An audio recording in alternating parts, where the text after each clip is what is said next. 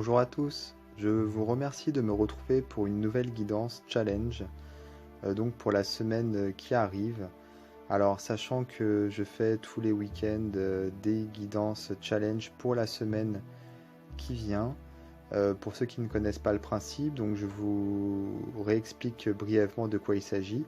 Donc lors de cette guidance, je vais vous proposer de choisir entre trois cartes et selon votre choix, les cartes vont vous proposer un challenge à relever pour la semaine afin de vous faire évoluer positivement dans votre cheminement. Donc ça fait déjà quelques temps que je propose ce genre de challenge et comme j'ai de très très bons retours, voilà, je continue pour le moment. Et donc pour la semaine à venir, je vais vous faire un tirage avec le jeu Les Chemins de l'éveil.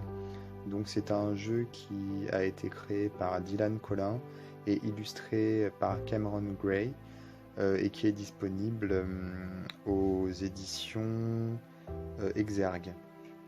Voilà. Alors, tout d'abord, vous allez devoir choisir entre les chiffres 1, 2 ou 3. Ou alors vous allez devoir choisir entre les trois cristaux qui sont juste là sur la table. Je vais vous les montrer d'un petit peu plus près.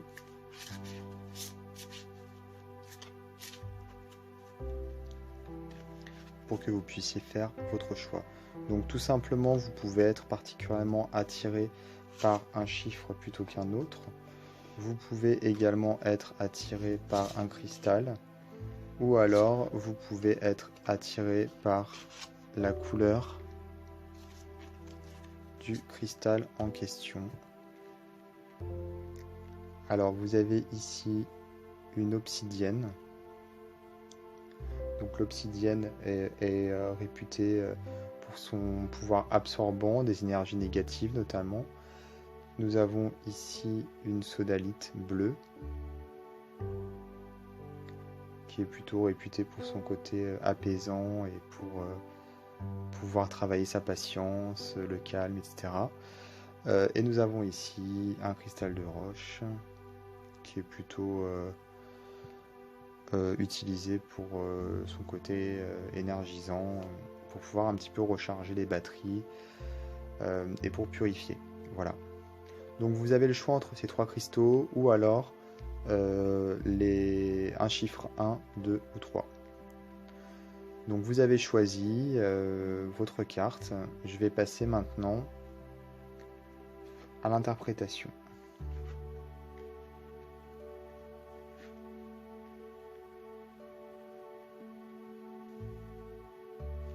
Pour les personnes qui ont choisi la carte numéro 1, nous avons ici le choix. C'est une très très belle carte. Alors pour ces personnes, il y a fort à parier que vous avez souvent du mal à prendre des décisions et souvent vous attendez un petit peu de votre entourage, de l'aide pour justement vous décider ou du moins pour appuyer votre décision. Vous attendez quelquefois que les autres valident vos choix avant de procéder à l'action. Je pense qu'il y a un problème de confiance en vous, tout simplement. Vous avez tendance à vous dévaloriser et si vous hésitez autant lorsque vous avez des choix à faire, c'est tout simplement parce que vous pensez que vous allez sûrement faire le mauvais choix. Donc vous hésitez très longtemps. Donc c'est en ça que vous avez ce problème de confiance en vous qui vous gêne. Alors il serait temps de reprendre confiance. Il serait temps de se dire que finalement vos choix ne sont pas mauvais. Si vous faites le bilan de votre passé, vous pouvez vous rendre compte que vous avez fait de très bons choix. Et votre jugement n'est pas mauvais, c'est-à-dire que vous avez un bon jugement, vous êtes capable de faire les bons choix, comme tout le monde. Donc je vais vous demander pour cette semaine de penser à ce que je viens de dire et de peut-être faire des séances de visualisation. Alors vous allez vous relaxer, vous allez vous détendre et vous allez peut-être vous imaginez dans une position où vous êtes grand en taille, hein, tout simplement. Donc vous allez vous visualiser comme quelqu'un de grand, tout d'abord en taille, comme je le disais, mais ensuite vous allez visualiser votre propre énergie qui va se répandre de l'intérieur de votre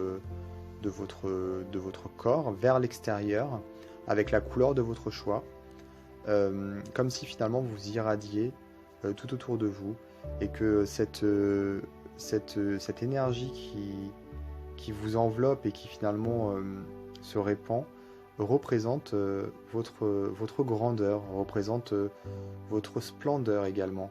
Donc en fait, cette visualisation que je vais vous demander de faire régulièrement la semaine prochaine, ça va vous permettre de un petit peu travailler sur votre confiance, sur la confiance que vous avez envers vous-même finalement, donc sur votre confiance propre, afin justement que celle-ci s'améliore. Si vous avez des choix qui traînent, c'est-à-dire des choix que vous n'avez pas fait depuis quelque temps et qu'il serait bon de faire, ayez confiance en vous. Pensez, ne pensez pas justement, laissez votre intuition vous parler, pensez à ce que votre intuition vous dit.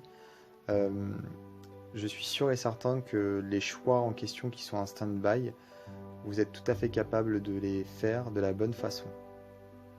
Donc faites cet exercice, ces exercices de visualisation dans lesquels vous vous projetez, vous vous grandissez, et si vous avez des choix à faire que vous n'avez toujours pas fait, n'hésitez pas à les faire à la suite justement de ces exercices. Donc je dirais, profitez des exercices pendant la semaine et faites vos choix vers la fin de la semaine.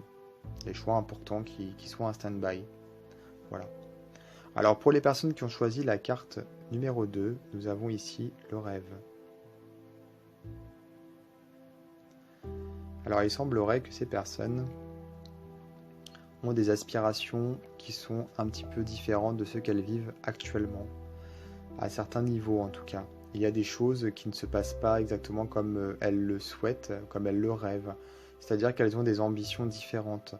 Ça peut concerner différents domaines, ça peut concerner plusieurs domaines de la vie, mais ça peut aussi concerner un seul domaine. Donc la chose qui vous vient à l'esprit en premier, lorsque je vous parle là tout de suite, je pense que c'est surtout ça qui vous travaille. Donc oui, il y a des choses dans votre vie qui vous dérangent, vous auriez aimé que ce soit différent, et vous savez que c'est possible au fond de vous. Donc moi je vais vous demander un petit peu d'exaucer vos rêves, c'est facile à dire, hein, mais je vais vous donner une technique pour essayer d'avancer là-dessus. Alors vous allez lister sur une feuille toutes les choses qui vous empêchent d'avancer dans le domaine en question, c'est-à-dire d'exaucer votre rêve. Toutes ces choses en fait qui vous viennent et qui vous mettent des barrières à la réalisation de ce rêve. Bien sûr, je vous demande pas un rêve du style être milliardaire ou voilà, épouser une star, je sais pas. Non, quelque chose quand même de possible, hein, et de tangible. Quelque chose que vous savez accessible, mais vous n'osez pas. Vous n'osez pas forcément aller jusqu'au bout. Donc vous allez lister toutes les choses qui vous empêchent d'accéder à ce bien-être, à cette chose qui vous fait rêver. Et une fois que vous avez fait la liste, vous allez finalement reprendre cette liste. Et vous allez regarder un petit peu ce qui est vraiment une barrière et ce qui ne l'est pas. C'est-à-dire, vous allez faire le tri dans votre liste en vous demandant si certaines choses ne sont pas des blocages juste psychologiques. Est-ce que c'est vraiment un truc qui vous bloque complètement et qui vous empêche d'accéder à ce rêve, ou est-ce que c'est pas finalement vous qui avez trouvé encore une excuse pour ne pas aller jusqu'au bout. Donc toutes les petites choses comme ça que vous pouvez retirer de votre liste, vous allez les rayer. Vous allez garder uniquement les vraies raisons qui vous empêchent d'exaucer votre rêve. Et ensuite, vous allez faire une deuxième liste. Vous allez lister sur la deuxième liste tout ce que cette réalisation, ce rêve, vous apporterait comme bien-être, comme voilà, comment vous allez vous sentir, comment vous allez voilà, tout ce que ce rêve va vous apporter une fois qu'il sera exaucé. Et ensuite, vous allez comparer les deux listes. Et vous allez voir que finalement, ce qui vous empêche d'accéder à ce rêve, c'est pas si insurmontable. Et vous allez vous dire, waouh, et si jamais j'y arrive, tout ce que ça va m'apporter, c'est fou, je vais me sentir beaucoup mieux. Et vous allez peser le pour et le contre. Est-ce que ça vaut pas le coup finalement d'aller au bout des barrières, de les dépasser pour justement obtenir tous les bienfaits que vous obtiendrez dans votre deuxième liste? Voilà. Donc vous allez faire cet exercice. Vous n'allez pas tout faire le même jour, dès demain, enfin dès lundi, hein, c'est pas le but. Vous allez prendre le temps, hein. Vous allez prendre déjà le début de la semaine pour réfléchir à tout ça, et ensuite vous allez commencer par la première liste. Vous allez ensuite reprendre cette liste afin de rayer les barrières qui sont finalement un petit peu légères. Vous n'allez pas le faire le même jour, ou du moins pas au même moment. Vous allez laisser la liste de côté et revenir dessus un peu plus tard avec plus de recul. Et la deuxième liste, vous la ferez dans un second temps. Et vous comparerez les deux listes, pareil, dans un autre temps, c'est-à-dire que vous allez mettre ça de côté pendant voilà, quelques heures ou même un jour ou deux, et vous revenez ensuite sur la comparaison des deux listes. Donc vous allez laisser à chaque fois entre les listes et entre les moments où vous revenez dessus, quelques heures, une demi-journée ou alors même un ou deux jours, voilà. Histoire que ça se construise dans votre esprit, puisque si on fait tout rapidement à la suite, il n'y a pas d'intérêt. Et pour les personnes qui ont tiré la troisième carte, j'ai l'amour. C'est une très belle carte.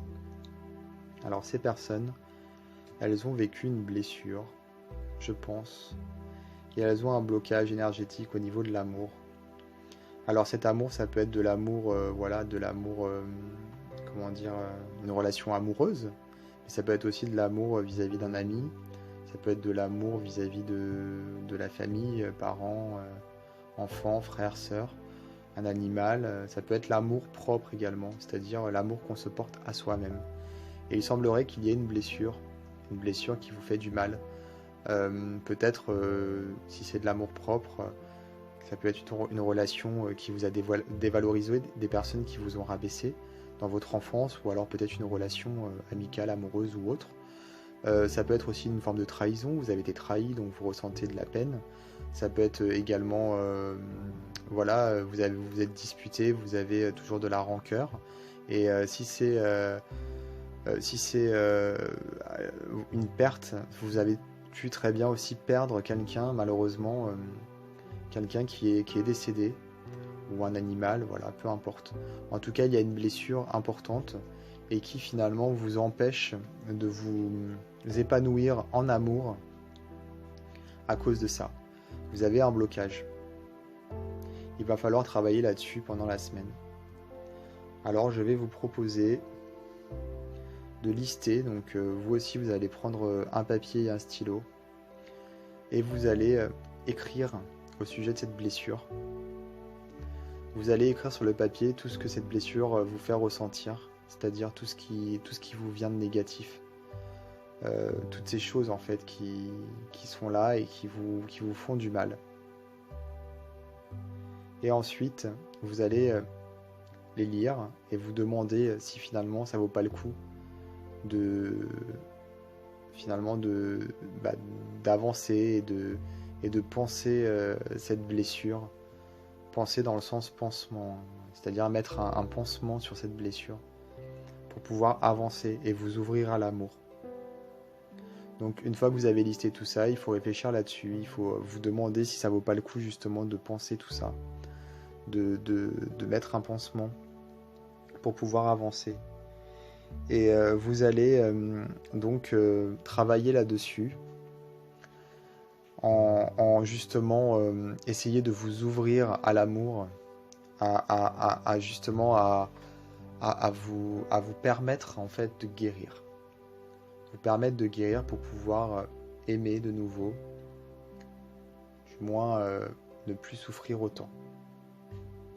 Donc voilà pour les trois challenges. Donc je ne dis pas que les personnes qui ont tiré la carte numéro 1 à partir de la semaine d'après n'auront plus de problème au niveau de leur confiance propres et pourront faire les choix en toute facilité. Je ne dis pas non plus que les rêves des cartes numéro 2, de la personne de la carte numéro 2, vont se réaliser du jour au lendemain, et je ne dis pas non plus que la blessure des personnes de la carte numéro 3 va guérir instantanément. En tout cas, ce sont des amorces que je vous donne pour pouvoir entamer un processus de guérison, pour pouvoir rêver, ou du moins plutôt exaucer vos rêves, et pour pouvoir reprendre confiance en vous. Donc ce sont des amorces que je vous propose afin justement d'avancer dans votre vie, et donc de commencer un travail qui normalement pourra continuer dans un second temps. Et de toute façon, vous avez dû vous en rendre compte, mais lors de mes Guisance Challenge, finalement, on a souvent les mêmes thèmes qui reviennent, et j'ai l'impression qu'on peut, d'une semaine sur l'autre, retrouver un petit peu le même fil conducteur, et continuer à travailler un petit peu sur la blessure profonde qui a engendré tout un tas d'autres blessures. Mais en travaillant toutes les semaines sur des challenges différents, on finit par de toute façon avancer vers la même direction, et le challenge de cette semaine, si ça se trouve, va continuer le travail du challenge d'il y a 3 semaines d'une manière un petit peu différente. Donc voilà, ce ne sont pas des challenges miracles, mais ce sont des challenges qui vous permettent d'avancer. Et ça, c'est le plus important. Voilà. Je pense que vous avez dû remarquer qu'il y avait une petite musique de fond dans toutes mes vidéos. La musique a été créée par Gaïan, qui fait de la musique de relaxation. Je vous invite à regarder sa chaîne YouTube, que je vais vous mettre en commentaire dans les détails, en lien dans les détails de la vidéo. Donc allez-y, jetez un œil, n'hésitez pas à vous abonner. Et je vais vous demander également, comme d'habitude, de vous abonner si ce n'est pas déjà fait à ma chaîne YouTube, comme ça vous serez prévenu des prochaines vidéos que je mettrai en ligne. Je vous dis à très très bientôt pour d'autres vidéos et d'autres challenges.